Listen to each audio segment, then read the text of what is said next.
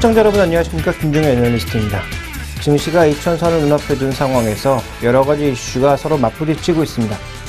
자, 글로벌 경기는 장기적으로 좋아진다라고 하고 우리 시장을 포함한 이머징 마켓으로 다시 외국인들의 자금이 유입되고 있는데요. 자, 이것이 영속적인 흐름인 것인지 또한 시장에 화려한 주도주가 나오면서 지수가 올라가는 장세가 될지 아니면 개인 투자자들이 좀 더 좋아하는 중소형주 위주의 종목 장세가 될지 여러가지 이슈들이 맞부딪혀 오는 상황입니다. 이런 가운데서 우리가 중심을 잡을 수 있는 이슈와 종목들은 무엇인지 잠시 후에 점검해 보겠습니다.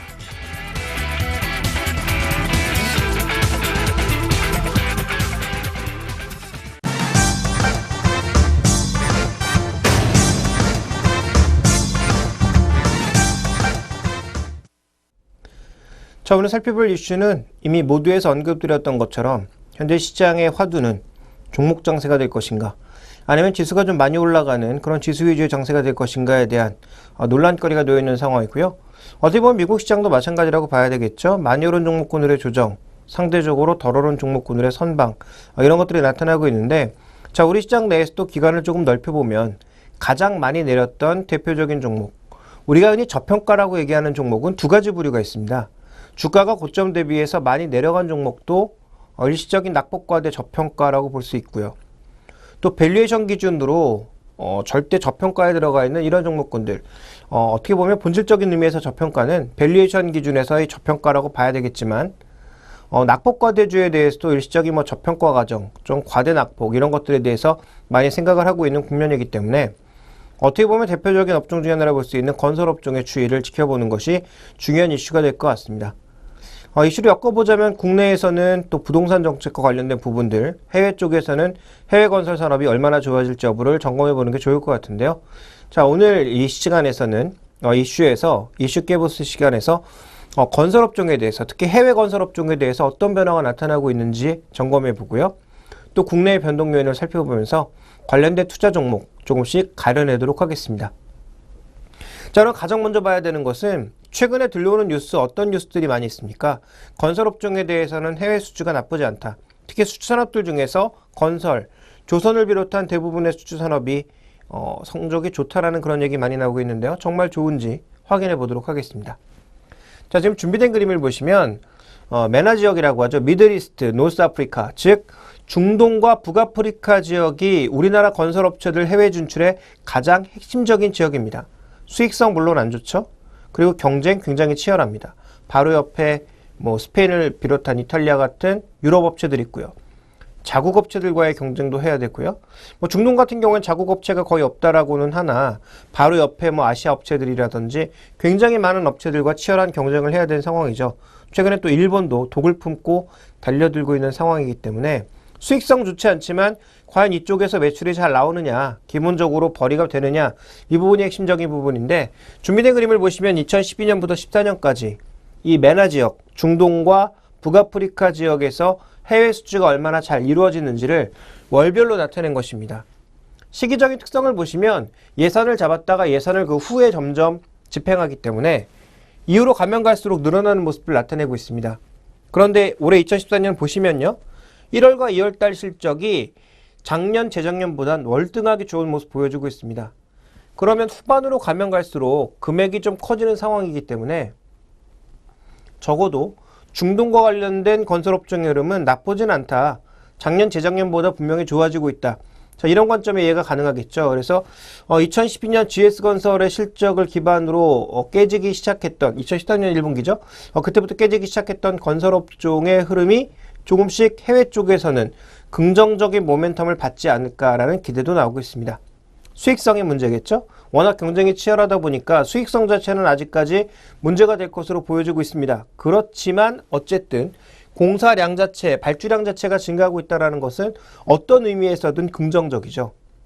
일거리가 생겼다는 것이 부정적입니까?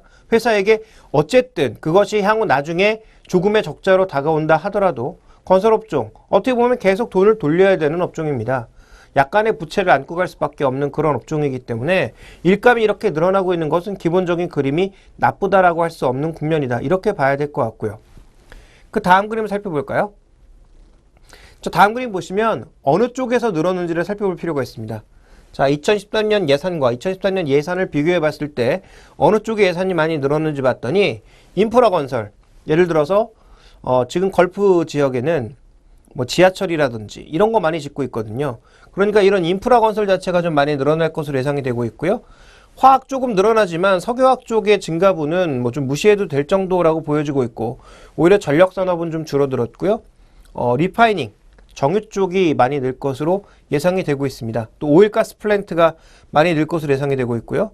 전체적으로 지금 보시면 인프라 투자와 오일가스, 정유시설 같은 것들이 늘어날 것으로 예상되고 있기 때문에 큰 흐름을 보시면 예산의 집중이 인프라와 함께 이런 특정 산업으로 유입되고 있다는 점, 그래서 이런 쪽에 강점이 있는 회사들이 향후 매출이 늘어날 가능성이 있다는 점, 이런 부분들을 조금 주목해 봐야 될 것 같습니다. 그래서 중요한 것은 해외 건설 산업에서 가장 큰 비중을 차지하고 있고, 우리나라가 그동안 공을 많이 들여왔고 경험도 많은 메나 지역에서는 긍정적인 신호들이 발견되고 있다. 이것이 첫 번째 해외 건설에 있어서의 핵심이라고 볼 수가 있습니다. 그럼 두 번째 핵심은 뭐냐?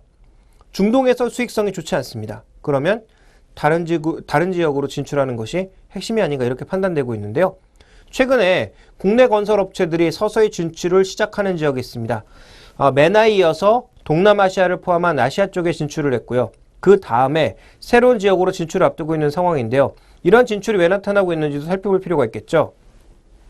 자, 다음 준비된 그림을 보시면 세계 3대 FTA입니다. 자, 미국과 유럽이 이은 TTIP라고 하는 지금 진행 중인 FTA가 있고요. 자, 그 다음에 RCEP, 중국을 중심으로 뭉치고 있는 태평양 중심의 일종의 FTA. 그 다음에 TTP, TTPA라고 해서 일본과 미국 중심으로 이루어지고 있는 환태평양 경제자유무역 기구라고 좀 봐야 되겠죠. 그러니까 이런 것들이 지금 출범을 하고 있는데 금액이나 전체적인 추이가 굉장히 큽니다. 핵심이 뭐냐면 이렇게 경제 블록화를 이루면서 강력하게 무언가 밀고 나가고 있다. 그러면 여기에서 제외가 되면 안 좋다라는 거죠. 그래서 어떻게 해서든지 여기 끼기 위한 그런 노력들이 나타나고 있는데요. 최근에 이 보시면 국가들 중에서 다양한 지역들이 들어가 있습니다만 이 남아메리카를 절반으로 나눠서 이쪽은 대서양, 이쪽은 태평양인데 태평양을 중심으로 하는 몇 개 국가가 이 TTP를 제외하고서라도 자기들끼리 뭉치는 그런 모습을 보여주고 있습니다. 그 대표적인 국가가 멕시코, 칠레, 페루, 여기엔 들어가지 않았습니다만 콜롬비아까지 뭉쳐서요. 남미 4개국이 태평양 동맹이라고 하는 것을 결성하고 있습니다. 자, 그럼 이 향후 태평양 동맹은 과연 무엇을 할 것이냐? 이 부분이 핵심이죠. 원래 멕시코라고 하는 나라는 뭡니까? 미국으로 물품을 공급하는 나라였습니다. 그래서 미국 경제, 미국 수출에 거의 모든 것을 매달고 있다고 해도 과언이 아니죠. 그렇지만 최근에는 이 남미와 중미 쪽에서의 서로 협력 관계를 넓혀 나가서 자기들끼리 새로운 어떤 흐름을 보이려는 그런 모습들이 굉장히 강화되고 있는데요. 자, 이들 국가의 특성을 좀 이해해 보실 필요가 있습니다. 자, 다음 그림을 살펴보시면요. 이들 국가가 전체 중남미 국가에서 과연 얼마만큼의 성장을 보여주고 있는지를 살펴보실 필요가 있겠는데요. 자, 중남미 평균보다는 네 나라 모두 높은 상황이죠. 기존의 강자였던 브라질, 아르헨티나, 이들 국가보다 아까 말씀드렸던 이 네 개의 태평양 연합 국가들의 전반적인 흐름이 훨씬 좋습니다. 그래서 이들 국가의 전반적인 성장은 좀 더 강하게 이루어질 것으로 현재 예상이 되고 있고요. 자, 그 다음 그림 살펴보시면 이들 국가의 지금 외국인 투자 환경이 얼마나 좋은지가 나오게 되는데요. 말씀드렸던 국가들이 전 세계 평균보다 대부분 좋습니다. 그래서 콜롬비아나 페루, 칠레 같은 국가들은 30위권 내에 들 정도로 순위도 괜찮고요. FDA에 대한 정책도 칠레나 페루 같은 국가들이 비교적 좋은 양상이죠. 그러니까 대외 자본이 들어오는 것에 대해서 별로 그렇게 부정적이지 않다라는 것입니다. 그런 관점에서 본다면 글로벌 자금이 여기에 들어가서 인프라를 건설한다든지 전력 산업을 건설한다든지 하는 모습들이 나타날 가능성이 높겠죠.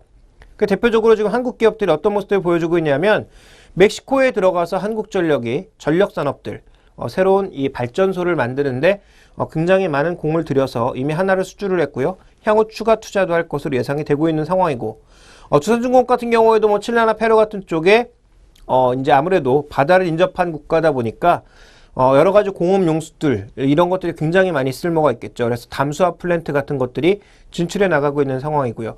또 여기에 해당되어 있는 국가는 아닙니다만 볼리비아를 중심으로 해서 또 베네수엘라 같은 국가를 중심으로 해서 현대건설 같은 이 건설업체가 해외 쪽으로 직접 진출을 하고 있습니다. 그래서 뭐 아파트라든지 인프라 건설이라든지 이런 것들에 대한 진출을 굉장히 본격화하고 있거든요. 자, 그러면 이들 지역이 아직까지는 해외 건설의 주력이라고 할 수 없습니다. 지역도 굉장히 멀고요. 이미 진출해 있는 뭐 스페인 업체들이라든지 이런 쪽과의 경쟁도 필요한 것은 마찬가지이지만 새롭게 성장하는 지역이라는 측면에서 해외 건설회사의 특징은 기존의 가장 주력 지역이라고 볼 수 있는 중동의 양적인 성장, 그리고 새로운 지역들을 계속 개발해 나가고 있는데 이런 새로운 지역들에서 의미 있는 수주를 따내는 기업들이 하나 둘씩 나오고 있다는 거죠. 그러니까 여기서 얘기하는 의미는 양적인 의미보다는 어떻게 보면 새로운 지역을 뚫었다라는 자체에 의미를 두셔야 될 것 같습니다. 왜냐하면 이렇게 한번 확보를 하게 되면 추후 어떤 다른 이 프로젝트가 이어질 가능성이 굉장히 높다라는 거죠. 자, 우리나라도 똑같지 않겠습니까? 중동에 수주를 할 때 처음부터 수주가 된 것은 아니죠. 어디서 듣도 보도 못한 한국이라는 나라가 와서 자기네 무엇을 건설하겠다고 하는데 누가 믿겠습니까? 그런데 막상 한번 건설을 해봤더니 비용도 싼 데다가 굉장히 잘 짓더라. 그러면 당연히 그 업체에게 맡겨야 되는 거죠. 그래서 우리나라 국내 업체들 같은 경우에도 현재 새로운 지역들에 대한 개발이 필요한 상황인데요. 이런 메나 지역을 넘어서 새로운 지역을 개발하고 있다는 트렌드가 나타나고 있다는 점은 긍정적이다라고 봐야 될 것 같습니다. 자, 그래서 해외 건설 쪽에서는 분명히 긍정적인 이슈 두 가지를 말씀드렸죠. 새로운 지역이 개발되고 있다는 점, 그리고 기존의 중동에서 약간 긍정적인 시그널이 나타나고 있다는 점 말씀드렸는데요. 자, 이런 관점으로 본다면 국내 건설주의 긍정적인 시각을 가져가야 될까요? 국내 투자 전략을 한번 이어보도록 하겠습니다. 자, 다음 준비된 그림을 보시죠. 자, 다음 준비된 그림을 보시면 이미 국내 업체들 같은 경우에는 뭐 삼성물산이나 현대건설은 조금 정체되고 있는 상황입니다만 벌써 GS건설이나 삼성NG, 대우건설 같은 경우에는 자신들의 목표치의 상당 부분을 채워가고 있습니다. 자, 올해 목표한 부분의 상당 부분을 채워나가고 있다는 것은 굉장히 고무적이죠. 목표를 조금 보수적으로 잡았다고 치더라도 어쨌든 목표를 달성하고 있다는데 의미를 굉장히 부여할 수 있는데 여기서의 문제는 국내 쪽에서 나타나고 있습니다. 해외 쪽에서 긍정적인 신호에도 불구하고 국내 건설업종에 약간의 부정적인 신호가 발견되고 있기 때문에 투자 전략상에 있어서의 약간의 수정이 좀 필요할 것 같은데요. 준비된 다음 그림 보시면 이 국내 건설업체들 그 PF 보증 잔액과 관련된 부분이라든지 지급 보증과 관련된 부분이라든지 회사채 만기가 언제 제일 많으냐? 2014년에 제일 많습니다. 2015년 넘어가면 좀 줄어들긴 합니다만 어쨌든 2014년도에 이걸 해결하고 가야 되거든요. 갚던지 아니면 차환 발행을 하던지 아니면 어떤 식으로든 해결하고 넘어가야 되는 입장입니다. 그러다 보니까 해외 쪽에 좀 좋아지는 부분이 있다고 해서 실적이 빠르게 좋아질 거냐, 그리고 국내 부동산 시장이 정책 한번 썼다고 단숨에 살아날 수 있느냐, 이런 부분들에 대한 고민이 필요한 거죠. 그래서 좀 더 자세히 살펴봤더니요, 시기별로 보시죠. 자, 지금 시기별로 봤더니 2분기가 가장 금액이 많을 것으로 예상이 되고 있습니다. 지급보증 마찬가지, 회사채를 합쳤을 때도 마찬가지죠. 무려 2분기에만 5조 원에 달하는 그런 자금이 해소가 돼야 되는데요. 자, 그러다 보니까 5조 원 자금을 해소하기 위해서는 추가적으로 돈을 금융권에서 빌리던지 아니면 채권을 좀 더 나쁜 조건으로 차환 발행을 하던지 이런 것들이 필요하거든요.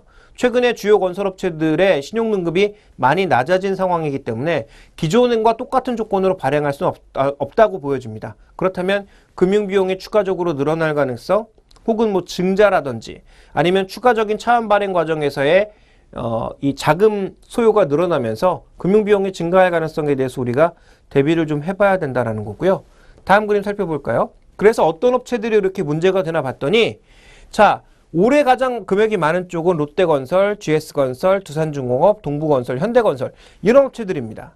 그러니까 이런 업체들이 올 한 해 많은 돈을 갚아야 되고 차환 발행을 해야 된다는 거죠. 이 차환 발행이 생각보다 제대로 이루어지지 않는다면 뭐 증자를 하든 다른 데서 돈을 꼬든 계열사에서 뭐 이 가지고 있는 자산을 팔든 하여튼 무언가 여러 가지 흐름들이 필요하다라는 거죠. 그래서 최근에 GS건설이 뭐 호텔도 매각하겠다, 자산 유동화를 하겠다라고 얘기 나오는 게 바로 이것 때문이라고 볼 수가 있겠고요. 그러니까 2분기는 이러한 악재, 적어도 국내 악재의 소화 과정이 좀 필요하다라는 것을 여러분들께 강조드리고 있는 거고요. 다음 그림 살펴보시죠. 자, 다음 그림 보시면 건설업체들이 지금 현재 재무 상황이 삼성물산과 현대건설, 대림산업 정도를 제외하면 의미있게 현금을 들고 있는 기업이 별로 없습니다. 오히려 두산중공업 같은 경우에는 현금이 굉장히 마이너스 상태거든요. 롯데 마찬가지, 동부 마찬가지. 아까 이 앞쪽에 보였던 대부분의 기업들이 모두 마이너스 현금 보여주고 있습니다. 자, 그렇다면 우리가 건설업 중에 투자할 때 어떤 종목을 투자하는 것이 좋을까요? 일단 해외 비중이 좀 있는 종목들 투자하는 게 당연히 좋겠죠. 왜냐하면 해외 쪽이 그나마 긍정적인 시그널이 나타나고 있으니까. 그런데 올해 2분기에 상당히 많은 이 자금 소요를 소화해야 되기 때문에 이렇게 자금 소요가 많이 나타날 기업들에 대해서는 지금 투자하는 것이 좋을까요? 조금 주가가 빠졌을 때 혹은 뭐 증자라든지 추가적인 차환 발행이라든지 여러 가지 요소들을 확인하고 사는 것이 좋을까요? 물론 주가가 이들이 많이 빠졌기 때문에 여러 가지 악재들이 선반영되었다 이렇게 볼 수도 있습니다. 그렇지만 실제로 뉴스가 나오는 과정에서의 변동성은 피해갈 수가 없다라는 거죠. 자, 그렇다면 결론 지어 보겠습니다. 해외 쪽 비중도 있는데 국내 쪽의 리스크는 상대적으로 적고 현금도 들고 있는 종목이 어디냐? 바로 여기 있네요. 삼성물산, 현대건설 같은 종목이라는 거죠.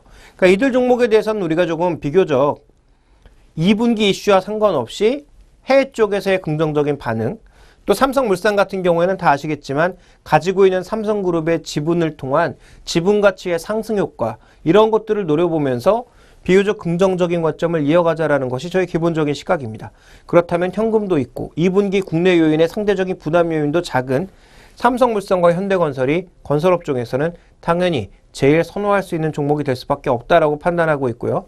반대로 이쪽에 놓여 있는 뭐 GS건설이나 두산중공업 같은 기업들은 어떻게 바라봐야 될까요? 망하진 않겠지만 또 어떻게든 차원 발행을 하든 아니면 뭐 다시 다른 방향으로 유통을 시키던 이 많은 자금 부담을 줄이는 어떤 그런 과정을 겪겠지만 현재 구간에서 상환 리스크와 증자 가능성이 있어 보이는 뭐 증자를 할지 안 할지는 아직 결정된 것은 아닙니다. 어쨌든 이런 가능성 자체가 존재하는 기업들은 여전히 리스크 자체가 존재한다는 관점에서 지금 사기보단 조정시 매수 관점을 보이는 게 좋지 않을까라고 보고 있습니다. 어차피 건설업종이 지난 작년 말부터 반등 랠리들이 시작해서 낙폭과대주 중에서는 가장 먼저 움직였다라는 측면, 그래서 이들 종목의 악재를 소화하는 과정을 잘 거쳐가야 어찌 보면 좀 더 향후 좋은 모습을 보일 수 있다는 관점에서 종목별로 차별화된 전략, 그러니까 상대적으로 재무구조가 유리하고 현금을 확보하고 있고 국내 악재의 폭이 적은 종목군들을 지금 현재 구간에선 탑픽으로 보시고 긴 관점에서 본다면 지금 악재가 가득한 종목군들의 악재 해소 과정 또 가격의 추가적인 조정 과정을 보면서 나머지 종목군들에 대한 투자 전략을 가져가시는 게 좀 더 현실적이지 않은가라고 보여지고 있습니다. 따라서 건설업종, 분명히 해외 쪽에서 긍정적인 요인이 존재하고 있지만 이 요인을 받아들이기 위해서는 2분기 좀 더 힘든 여정이 남아있다는 점을 반드시 유념하시기 바랍니다.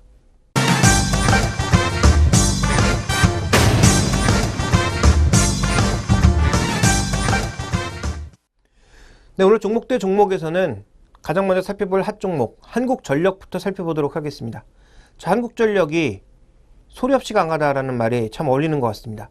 아주 빠르게 탄력적으로 오르는 것은 아니지만 은근슬쩍 저점을 꾸준하게 높이고 있죠. 그러다 보니 최근 고점을 넘어서면서 52주 신고가를 기록하고 있습니다. 4만원대를 육박하고 있는 양상인데요. 자, 이 종목 굉장히 괜찮아 보이는데 앞으로 더 오를 것인지 향후 추가적인 모멘텀은 무엇인지 확인해보고 현재에도 투자가 가능한 종목인지까지 확인해보도록 하겠습니다. 자, 가장 먼저 핵심 포인트 무엇일까요? 1분기 실적 가장 먼저 닥쳐온 이슈라고 보여지는데요. 자, 1분기 실적은 예상보다 좋지 않을 가능성이 있어 보입니다. 자, 왜 그러냐 하면 자, 지금 준비된 그림을 보시면 이 하늘색으로 표시되고 있는 건 두바이 유가고요. 그 다음에 실제로 2009년부터 예멘에서 LNG 가스를 수입하기 시작했는데 이 가스 가격이 기존의 LNG 평균 가격보다 굉장히 낮았습니다. 보시면 아시겠지만 가격 기준으로 봤을 때 기존에 이제 가스가 한 10달러에서 거래될 때 예멘 쪽은 한 6달러 내외에서 움직였거든요. 굉장히 큰 격차를 보여줬기 때문에 예멘에서 가스를 사는 것 자체, 콧가스에서 사는 것 자체가 굉장히 돈을 세이브할 수 있는 그런 요인이었습니다. 그런데 최근에 예멘이 가격을 얼마만큼 올렸느냐? 거의 LNG 수입 평균 가격까지 급격하게 올렸다라는 거죠. 그것도 올해 1월 달에. 그러면 원래 시장에서 실적을 추정할 때 이런 이슈를 반영을 하지 않았겠죠. 근데 갑자기 이렇게 예멘이 가스 수입 가격 올리다 보니까 물론 한전의 실제 수입가에서 차지하고 있는 비중은 석탄이나 다른 쪽이 더 많다고 하더라도 가스 쪽의 비용 증가에 따른 실적 추정치가 하향될 가능성은 있다고 봐야 되겠죠. 왜냐하면 1분기에 영업이익 자체의 규모가 크지 않기 때문에 실제로 이런 비용 요인이 한두 가지만 변한다고 하더라도 환율 효과를 고려한 플러스 요인 이 부분과 상쇄되는 부분이 어느 정도 있겠지만 그래도 실적의 원래 추정치보다는 조금 낮아질 가능성을 우리가 생각을 해봐야 될 것 같습니다. 그래서 한국전력 1분기 실적은 컨센서스를 하회할 가능성도 있다. 그런데 문제는 1분기에 할 가능성이 있지만 이것은 일시적인 요인일 것이고 2분기 이외에는 다시 원래 예상했던 대로 비정상의 정상화 여러 가지 부분들이 실적이 좋아지는 방향으로 갈 것이다. 이렇게 좀 봐야 될 것 같습니다. 자, 그러면 한국전력의 실적이 앞으로 왜 좋아지느냐는 지난번에도 한번 언급드린 적이 있는 것 같은데요. 다시 한번 정리를 해보도록 하죠. 자, 먼저 준비된 그림을 보시면요. 아까도 언급드렸지만 우리나라뿐만 아니라 대부분의 이 화력 발전이 뭘 기반으로 하고 있습니까? 석탄을 기반으로 하고 있거든요. 그러다 보니까 석탄 가격의 움직임이 굉장히 중요하죠. 환율도 중요하겠지만 좀 더 본질적으로는 석탄 가격의 움직임이 어떻게 흘러가는지가 중요합니다. 근데 보시면 지금 유연탄 수입 가격 하락하면서 하향 안정화되고 있죠. 톤당 한 $100 정도 내외에서 하향 안정화되고 있는 국면이고요. 자, 스팟 가격은 오히려 빠지고 있는 상황입니다. 어떻게 보면 수입 가격이 스팟 가격을 후행해서 반영한다라는 것을 고려해 봤을 때 $100 아래로 내려가서 계속 만약에 내려간다면 현재 유연탄 수입 가격은 계속 빠질 수가 있는 거죠. 그러면 원가단에서 가장 큰 부분을 차지하고 있는 유연탄 수입 가격이 안정을 찾는다라는 것, 그것도 하향 안정화를 찾는 과정에서 원하는 강세를 나타내고 있기 때문에 어느 정도의 환차익도 기대가 가능한 수준이고요. 또 유연탄 수입 가격 하락에 따른 비용의 감소도 예상해 볼 수 있는 국면입니다. 자, 그런데 이런 유연탄 가격의 하락이 일시적으로 끝나는 것이 아니라 좀 더 이어질 가능성이 높아 보이고 있고요. 현재 나타나고 있는 원화의 강세 현상도 일시적인 것이 아니라 속도는 느려지긴 하겠지만 좀 더 이어질 가능성이 높다라고 보고 있죠. 그래서 올해 연말 환율의 기준을 1,000원대에서 1,020원대 내외 정도로 수정하는 그런 전문기관들도 많이 나타나고 있는 상황입니다. 그러다 보니까 환율의 안정에 따른 환차익 효과와 원자재 가격 하락에 따른 비용 세이브 효과가 더해질 가능성. 물론 이것이 실제 현금으로 들어오는 부분은 제한적이겠습니다만 어쨌든 비용의 세이브라는 측면에서 그동안 지속적인 적자 기업이었던 한국전력에는 당연히 플러스 요인이 될 수밖에 없는 거라고 볼 수가 있겠고요. 자, 그 다음 그림 살펴보시면 결국은 수익 구조의 변화라고 봐야 될 것 같은데요. 자, 이쪽 가동률입니다. 그리고 지금 한국전력의 발전 단계를 보면 유류, LNG, 석탄, 원자력 굉장히 많은 비중이 있죠. 가장 많은 건 뭡니까? 원자력, 그 다음에 석탄, LNG 이런 쪽이라고 봐야 될 것 같은데요. 수력 같은 경우에는 워낙 여러 가지 변수들이 많고 비중 자체가 작기 때문에 여기선 빼고요. 자, 나머지를 보시면 2014년도에 좋아지는 게 어느 쪽입니까? 석탄이 줄고 원자력이 는다라는 게 핵심입니다. 가장 비용이 적게 들고 효율이 가장 높은 발전은 아직까지는 원자력이라는 거죠. 물론 원자력 폐기물의 처리라든지 그다음에 원자력 발전 과정에서 조금이라도 사고가 생기면 굉장히 이제 재앙으로 다가올 수 있기 때문에 이와 관련된 불확실성은 언제든지 있습니다. 그렇지만 실제로 지금 현재 놓고 봤을 때 현실주의자 측면에서 봤을 때 원자력만한 대안을 당장 찾을 수는 없다라는 거죠.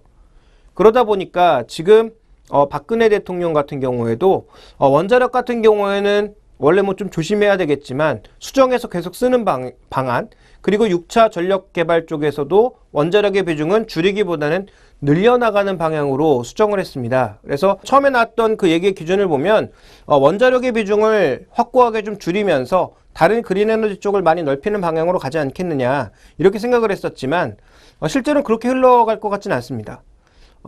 왜냐하면 이 그린 에너지의 효율이 생각보다 워낙 안 나오고 있는 데다가 기술 발전의 속도도 생각보다는 더디게 진행되고 있기 때문이죠. 그런 상태에서 원자력이라고 하는 현실적인 대안을 지금 당장 포기할 수는 없기 때문에 원자력의 가동률이 서서히 이제 올라가고 있는 상황인데요. 원자력 가동률이 올라가게 되면 어떻게 됩니까? 그동안 여기 들어갔던 많은 돈들 또 원자력 가동률이 줄어들면서 민자발전소에서 전력을 많이 사왔죠. 그 비용들.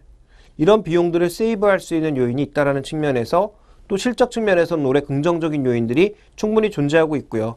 자, 이게 한 해로 끝나는 게 아니라 장기적으로 보면 또 긍정적인 그림이 나타나고 있다고 봐야 될 것 같은데요. 다음 그림으로 넘어가 볼까요? 자, 이 그림은 뭐냐면요. IPP, 민간발전사와 한전이 갖고 있는 발전소들, 뭐 남동발전, 뭐 서부화력발전, 뭐 이런 발전소들의 전체적인 전력량, 생산량이라고 봐야 될 것 같은데요. 이게 지금 2033년까지의 장기 그림입니다. 그런데 지금 보시면 2015년, 16년, 17년에 제일 가파르게 성장합니다. 어떤 부분이 성장하느냐? 지금 보시면 석탄화력과 함께 지금 LNG 부분이 성장할 것으로 예상을 하고 있거든요. 그러니까 앞으로 가스 부분, 그다음에 석탄을 중심으로 하는 복합화력 발전 부분이 성장할 것으로 예상을 하고 있습니다.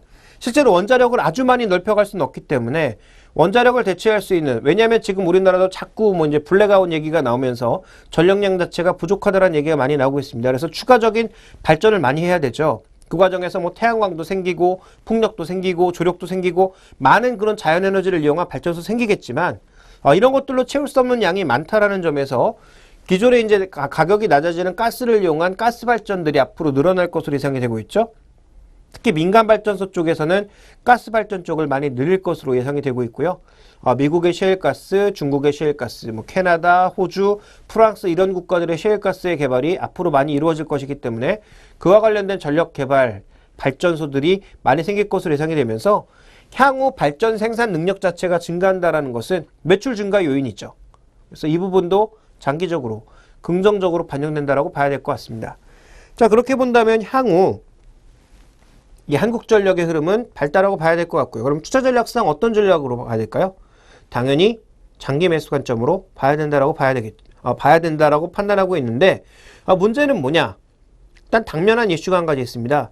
삼성동에 있는 본사를 매각하는 과정에서 얼마의 가격에 팔 것인지, 이런 자산 유동화 과정, 지금 한국전력 같은 경우에는 비정상의 정상화 과정에서 놀고 있는 유효자산 매각이 굉장히 중요한 이슈거든요. 이걸 팔아서 과연 뭐 할 거냐 라는 것이 굉장히 중요한데, 얼마의 가격을 받을 것인지, 더불어서 받은 돈을 가지고 무엇을 할 것인지, 이 부분이 굉장히 중요할 것 같습니다. 그래서 지금 한국전력의 유효자산 매각 과정에서 잠시 변동성이 나타날 수 있으나 장기적인 그림은 한국전력에게 긍정적으로 들어가고 있다는 점을 주목해 보신다면 여전히 매수 관점에서 좀 보셔야 될 것 같고요.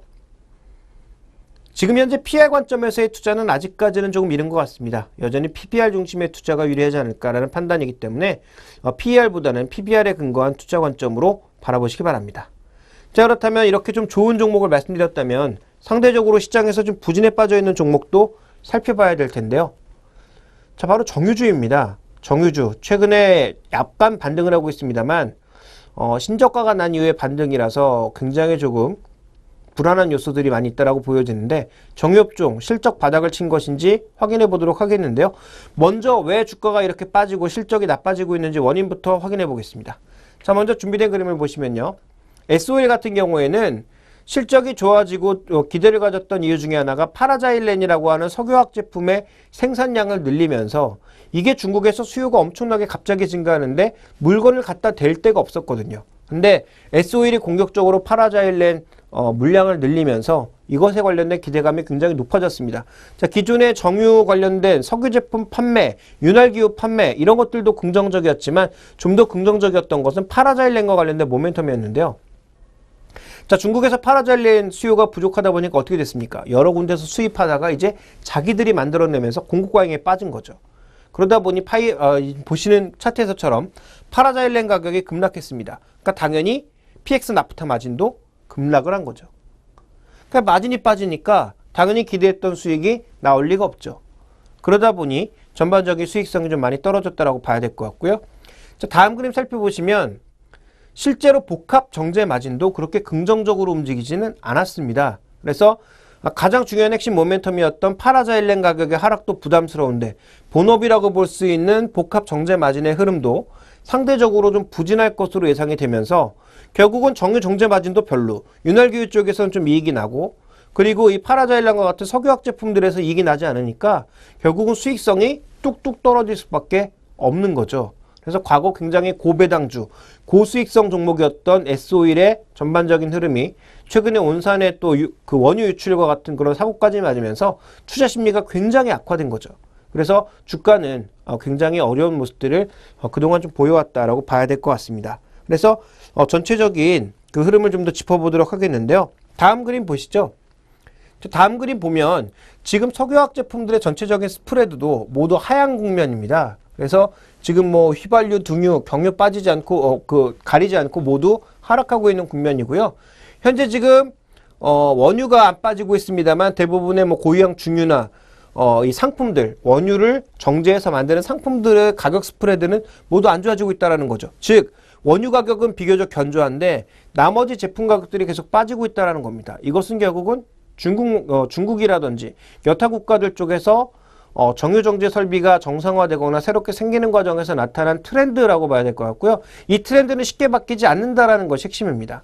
그러니까 파라자일렌과 관련된 부담감과 함께 현재 기존에 팔았던 석유 정제 마진 쪽에서의 흐름도 쉽사리 개선되지 않고 있다는 점이 아마도 핵심 포인트, 실적의 악화의 핵심 포인트가 아닌가라고 보여지고 있는데요. 자, 그렇다면 올해 실적 전망은 어떤 식으로 전개될지 확인해 보도록 하겠습니다. 자, 준비된 그림을 보시면 무엇보다 문제가 되는 건 매출액이죠. 매출액이 늘지 않을 것으로 현재 예상하고 있습니다. 물론 다르게 보는 증권사도 있습니다만 전반적인 컨센서스는 매출액의 증가가 생각보다 강하진 않을 걸로 보고 있고요. 이익률 당연히 떨어지고 있죠. 파라자일렌 가격 떨어지고 있죠. 여러 가지 복합 정제 마진도 그나마 그렇게 크게 강세를 보이지 못하고 있기 때문에 이 업종의 전체적인 흐름, 또 S-오일의 전체적인 흐름은 크게 강세를 보이긴 어렵다라는 판단이 나타나고 있는 것입니다. 그래서 이 수익성 자체, 올해 실적 전망 자체는 조금 부정적인데요. 자, 그렇다면 지금까지 계속 안 좋은 얘기만 했습니다. 이 종목 팔아야 될까요? 현재 주가는 굉장히 낮아진 상황인데 어느 정도의 위치에 있는 것인지 확인을 해보도록 하겠습니다. 자, 다음 그림 보시죠. 자, 다음 그림 보시면 현재 밸류에이션 측면으로 봤을 때, PBR 측면으로 봤을 때 이 종목은 거의 최저점에 와 있습니다. 제가 이제 다른 시간을 통해서 혹은 이 시간에 말씀드렸던 종목 중에 신저가 종목도 많이 다루고 있는데요. 자, 신저가 종목 중에서 뭐 LG생활건강이 아니라 LG생명과학이라든지 이런 종목군들 제가 뭐라고 말씀드렸죠? 분명히 신저가이지만 밸류에이션 측면에서는 지난 저점까지 거리가 많이 남아있다. 그렇다면 추가적인 하락도 열려있다라고 좀 말씀을 드렸는데 이 종목 어떻습니까? 최근에 주가 조정을 통해서 지난 역사적인 밸류에이션 저점 수준까지 왔다라는 거죠. 그렇다면 우리가 모두 이미 알고 있는 추가적인 악재가 없다면 이 종목의 하락이 가파르게 나타날 가능성은 이제는 조금 적다라고 봐야 되겠죠. 그래서 이 종목의 핵심은 뭐냐면 기존의 악재는 누구나 다 알고 있다는 것입니다. 그러면 그 악재를 반영해서 과연 추가적으로 주가가 가파르게 더 빠지겠는가? 이런 질문을 던지게 되면 누구나 알고 있는 답에 대해서의 사람들의 반응은 아무래도 제한적일 가능성이 높다라고 봐야 될 것 같고요. 실제로 이렇게 주가가 낮아지다 보니까 최근에 외국인들은 주가의 등락에 상관없이 적극적으로 사는 빈도가 높아지고 있습니다. 그 이유는 주가가 절대적으로 낮아지기 때문이기도 하지만 이런 이유도 있는 것 같습니다. 다음 그림 살펴보시죠. 다음 그림 살펴보게 되면요. 이 S-오일이 과거에 고배당주였습니다. 적어도 7% 이상의 고배당을 항상 하는 종목이었는데 주가 자체가 워낙 높아지다 보니까 실제적으로 이제 우리가 느끼는 체감 배당 수익률은 이제는 거의 이자율 수준으로 낮아진 거죠. 근데 지금 현재 올해 배당을 한 1,800원에서 2,000원 수준으로 예상한다고 하더라도 현재 주가 수준으로 놓고 봤을 때는 한 2% 정도의 수익률을 충분히 담보할 수 있는 그 정도의 수준까지 주가가 빠졌다라는 것입니다.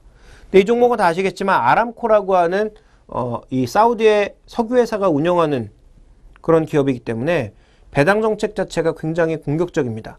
발생하는 수익의 거의 대부분을 배당으로 내고 있는 상황이죠. 그래서 수익이 과거 대비해서 굉장히 줄어들었기 때문에 또 주가는 올라간 상황이기 때문에 과거 대비해선 물론 고점 대비해서 많이 내려왔지만 정말 옛날에 비해서는 주가 수준 자체가 좀 높아졌기 때문에 배당 수익률 자체는 낮아졌겠죠.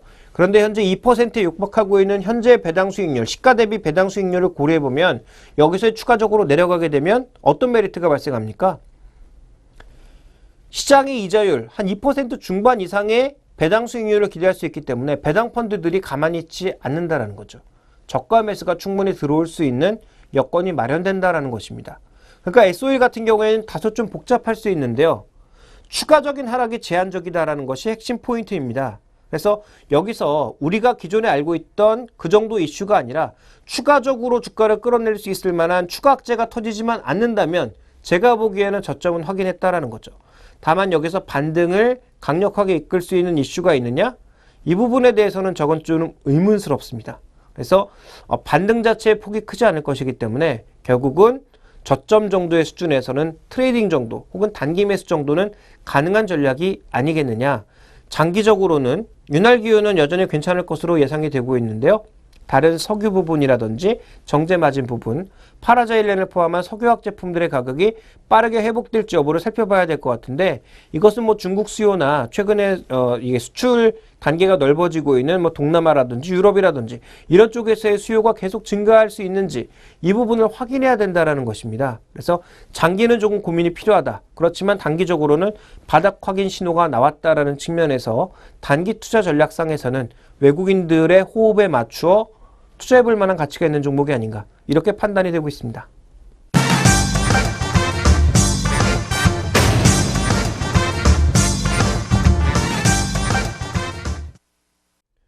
오늘 리포트 뒤집기 시간에서는 오래간만에 증권사 리포트 살펴보도록 하겠습니다. 그동안 뭐 전략 리포트 아니면 뭐 시장과 관련된 경제지표 리포트 이런 것들을 많이 말씀드렸는데요. 자, 오늘은 업종 리포트 하나를 살펴보고자 합니다. 자, 먼저 조금 전에 살펴봤던 S-오일과 굉장히 연관이 있는 그런 리포트인데요. 석유와 가스 2분기 시작이 좋다라고 얘기하고 있는 미래에셋증권의 권영배 심은솔 연구원의 자료입니다. 자, 이 자료에서 핵심 뭐냐면 바닥 찍었다. 정엽적 바닥 찍었기 때문에 사야 된다라는 그런 시각인데요. 자, 이런 시각이 과연 합리적인 것인지 여러 가지 자료를 통해서 좀 더 확인해 보도록 하겠습니다. 먼저 리포트의 내용부터 살펴보죠. 자, 이 리포트에서 강조하고 있는 것은 미국 얘기를 굉장히 많이 하고 있습니다. 미국 쪽의 흐름을 보면 석유 정제 업종의 추가 하락을 예상하기 쉽지 않다라는 것이 핵심인데요. 왜냐하면 드라이빙 시즌이기 때문이죠. 자, 준비된 그림에서 나타나고 있는 것은 뭐냐면요. 지금 이 미국 시장에서의 가솔린 수요를 나타낸 것인데요. 실제로 그 계절적인 흐름을 타서 이 드라이빙 시즌에 크게 증가했다가 가을로 넘어가면서 가솔린의 전반적인 수요는 조금 감소하는 모습을 나타내고 있는데, 2014년 같은 경우에는 지금 추운 날씨에도 불구하고 그래서 1, 2월 달에 굉장히 안 좋았다가 빠르게 개선되는 모습을 보이면서 지금 2011년도를 제외하면 가장 빠른 속도의 회복을 나타내고 있습니다. 그래서 이런 가솔린 수요가 미국에서 굉장히 탄탄하다는 것을 강조해주고 있고요. 그 다음 그림을 보시면 결국 이런 모멘텀과 함께 또 중요한 것은 결국은 수급이라고 봐야 되겠죠. 그래서 지금 다음에 보시는 그림은 지난 4년간 미국 가솔린의 재고 추이를 나타낸 것인데요. 재고도 지금 빠른 속도로 감소를 하고 있습니다. 자, 그럼 어떻게 될까요? 수요는 늘어났는데 재고는 줄어들고 있다. 이미 뻔히 답이 나와 있는 거죠. 가솔린 가격이 어떤 방향으로 가겠습니까? 다음 그림에서 이미 뭐 답이 나와 있다라고 봐야 되는데요. 가솔린 가격은 올라갈 수밖에 없다라는 거죠. 그래서 최근에 가격 추이를 보시면 크게 내려왔다가 겨울에 크게 내려왔다가 지금 1월 달을 기점으로 해서 빠르게 반등하는 것이 가솔린 가격 추이라고 보시면 될 것 같습니다. 그래서 조금 전에 말씀드린 것처럼 미국은 드라이빙 시즌을 맞아서 수요는 증가하고 재고는 감소하는 과정에서 가격은 자연스럽게 상승할 수밖에 없다라는 거죠. 그러니까 미국의 가솔린 수요가 모든 정유업종의 수요를 얘기하는 것은 아닙니다만 미국만큼 자동차를 많이 타고 또 생필품으로 사용하는 국가는 없죠. 그렇다면 미국의 가솔린 수요가 굉장히 가파르게 진행되고 있다는 점은 분명히 우리나라와 아주 직접적인 연관이 있는 것은 아니지만 유가를 설명하는 과정에서 분명히 긍정적인 시그널이다. 특히 가솔린과 같은 정유업종, 석유를 정제해서 석유 제품을 파는 종목군들의 입장에서는 나쁠 것은 없다라고 볼 수가 있는 거죠. 그러니까 이런 관점에서 한 가지 긍정적인 관점을 얘기하고 있고요.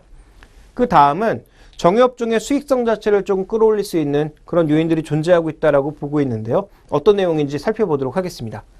다음 준비된 그림을 보시면 자, 지금 미국 동부 쪽에서의 석유 정제에 필요한 비용, 그 다음에 유럽 쪽에서 나타나고 있는 또 북서쪽의 유럽에서 나타나고 있는 석유 정제 비용 비교해 보시면 비교도 안 되게 지금 유럽 쪽이 높습니다. 이 얘기 무슨 얘기를 하기 위해서 이 그 그림을 끌어온 것이냐면 유럽에 굉장히 노후화되고 비용이 많이 들어가는 그런 설비가 많다라는 거죠. 그러다 보니까 그 설비가 어떻게 되고 있느냐? 다음 그림에서 나오는데요. 자, 아일랜드의 지금 석유 정제 설비인데 이게 이제 폐쇄가 되고 있는 그런 이 석유 정제 공장들이 늘고 있다고 합니다. 왜? 더 싼 가격에 들여올 수 있는 공장들이 중동에 생기고 있죠. 뭐 우리나라도 있죠. 그 외 굉장히 많은 국가들에서 이제 석유를 정제해서 팔고 있기 때문에 굳이 여기서 정제해서 파는 것보다 수입해서 사다 쓰는 게 더 싸다라는 거죠. 그러다 보니까 이런 노후화된 설비들이 감소하는 과정에서 결국은 경쟁이 줄어든다라고 보고 있는 것입니다. 그럼 이 과정에서 이제 긍정적인 요인이 하나 있는 거고요. 그 다음 우리가 또 살펴봐야 될 건 우리 다 어디서 수입해서 쓰고 있습니까? 중동에서 수입해서 쓰고 있죠. 근데 중동에서 수입하는 과정에서 작년에 이제 유가 상승을 예상했던 이슈 중에 하나가 이란과 서방의 갈등이었습니다. 근데 이제 이것이 풀리면서 이란이 생산을 재개하고 있죠. 그래서 연율 기준으로 빠르게 좀 개선되면서 아직 총량 기준으로는 원래 정상 수준까지 가려면 좀 시간이 필요하겠습니다만 어쨌든 이란 쪽에서의 추가적인 생산량을 늘려가게 되면 이란 쪽에서의 수출 물량도 늘어날 가능성이 높다라고 봐야 되겠죠. 그런데 이란이 생산량을 줄이면서 나타났던 결정적인 변수가 무엇인지 그것을 확인해 볼 필요가 있습니다. 어떻게 보면 이 리포트의 가장 핵심 요인이 될 수도 있는 부분인데요. 자, 이란의 생산량이 줄었던 2011년 1월부터 2012년 그 후반기까지의 흐름을 살펴보시기 바랍니다. 생산량이 많이 줄었죠? 다음 그림 보시면 그 똑같은 기간에 어떤 흐름이 나타나는지를 보셔야 되는데 자, 2011년부터 2010년까지 이란의 생산량이 급격하게 줄었습니다. 그러니까 아랍 쪽의 석유 판매 마진이 급격하게 올라갔습니다. 무슨 얘기냐? 일종의 수급 논리라고 봐야 되겠죠. 이란이 석유 생산 2위의 대국인데 여기서 생산량 자체가 줄어들다 보니까 실제로 유가가 많이 올라간 것이 아니라 석유를 파는, 크루드 오일을 파는 업체들 쪽에서 경쟁이 줄어든 과정, 상대적으로 수급이 타이트한 과정으로 하다 보니까 자신들의 마진을 높여 팔았다라는 겁니다. 그러니까 사우디라든지 이런 국가들의 마진을 극도로 높여서 팔았다. 자신들이 좀 더 이익을 많이 가져갈 수 있는 그런 요인들을 마련해 갔다라는 거죠. 그러니까 총 유가는 올라가지 않았지만 총 유가는 고정시켜 놓은 상황에서 자신들이 파는 판매가 자체를 끌어올렸기 때문에 정유업체들의 수익성만 떨어지는 결과를 가져왔다라는 것입니다. 그럼 역으로 지금 이제 이란의 생산이 다시 늘어나기 때문에 이게 떨어지면 정유업체들의 마진, 그러니까 크랙 마진을 제외하고 총 마진 중에 크랙 마진을 제외하고 우리가 흔히 부르는 순수 마진은 올라갈 수 있다는 거죠. 왜?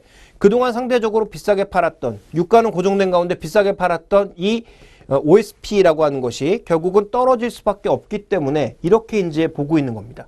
그러면 결국은 자연스럽게 가장 정유회사의 중요한 마진율, 우리가 흔히 얘기하는 이 마진율 자체가 좋아진다는 관점에서 긍정적인 시그널을 밝혀주고 있다. 이렇게 좀 이 리포트에서는 풀어내고 있습니다.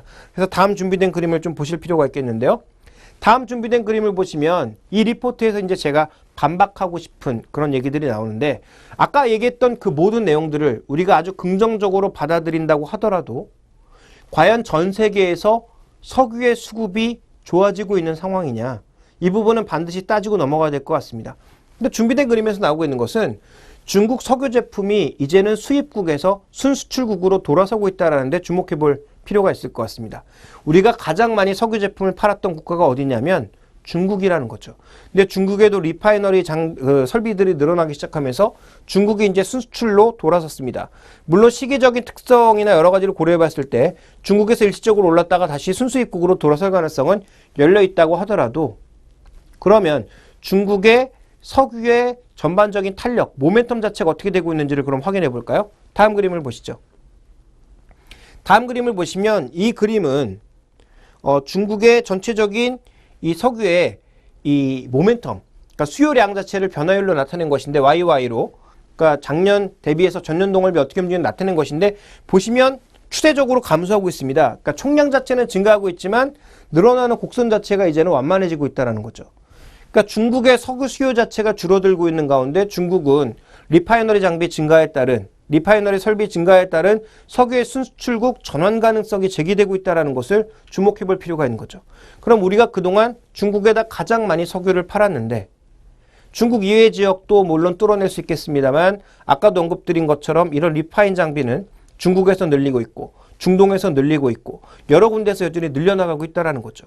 그래서 잠시 싱가포르 복합정제 마진이 좀 좋아질 가능성이 있다라고 하더라도 이것이 영속적인 흐름으로 가면서 과거처럼 영광을 줄 것이냐, 이 부분은 아니라는 것입니다. 그렇다면 정유정제 업종에 대한 투자 관점은 확실하다라고 봐야 되겠죠.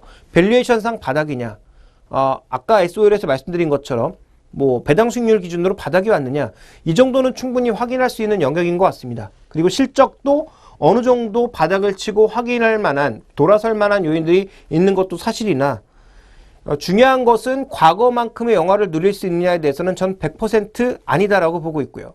주가의 반등 탄력도 생각보다 제한적일 가능성이 높다라고 보고 있습니다. 물론 환율 효과에 따른 긍정적인 요인도 분명히 존재하고 있습니다만, 환율이라고 하는 것이 언제 어떻게 변할지 모르는 변수라는 측면에서 환율이나 뭐 이런 쪽 좋은 쪽만 보기보단 반대쪽의 요인들, 전체적인 수급에 있어서 여전히 공급 요인 자체가 늘어나고 있다는 것, 또 중국이라고 하는 국가의 이 석유 수요 모멘텀 자체가 줄어들고 있다는 것, 이런 부분들을 종합적으로 고려해 봤을 때 어떻게 보면 에너지 업종에 대한 투자는 저는 여전히 조금은 보수적으로 보고 있습니다. 다만 여기서 이제는 팔자, 너무 지쳤다, 이런 전략은 조금 부정적인 게 이미 주가가 여러 가지 악재를 반영하면서 충분히 빠져 있다는 거죠. 그래서 설사 빠져나온다고 하더라도 이 바닥 구간보다는 조금 더 반등한 구간에서 비중을 줄이거나 아니면 트레이딩을 통해서 낮은 가격에 사고 높은 가격에 파는 그런 트레이딩을 통해서 평균 단가를 조금씩 낮춰가는 과정, 이런 것들이 조금 필요하지 않을까, 저는 이렇게 판단하고 있습니다. 그래서 장기적으로는 석유정제 업종 쪽에서는 신소재한 투자를 어떻게 가져갈 것인지, 이 부분이 핵심이 아닌가라고 보여져서요. 정유정제만 갖고 있는 쪽보다는 아무래도 SK이노베이션처럼 신소재에 대한 투자를 확대하고 있는 그런 기업들에 대한 장기적인 전략이 유효하지 않을까, 저는 이렇게 보고 있습니다. 자, 지금까지 여러 가지 이슈들 또 리포트에 대해서 살펴봤습니다.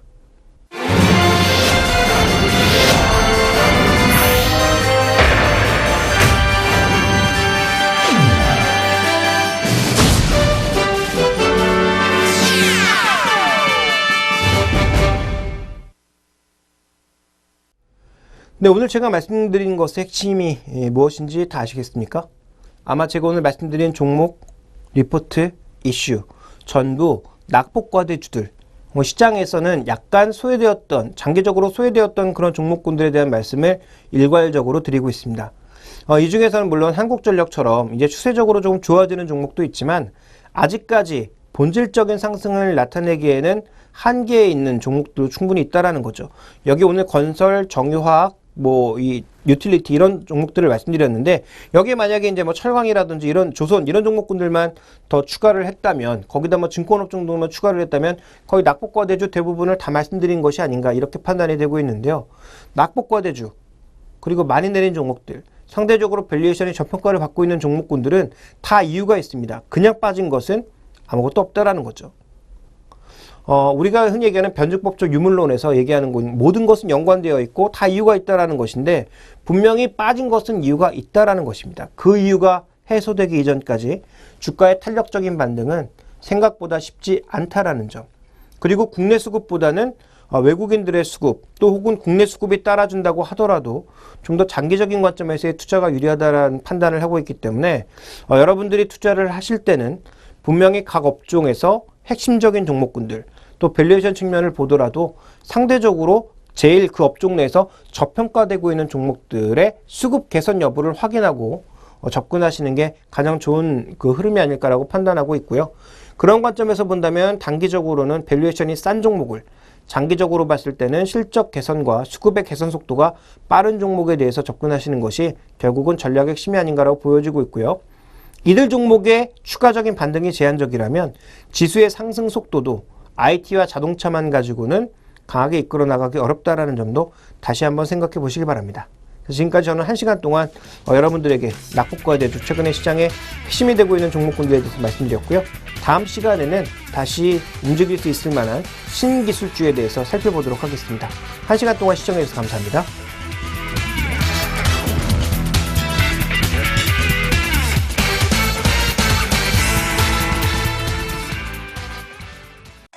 Bye.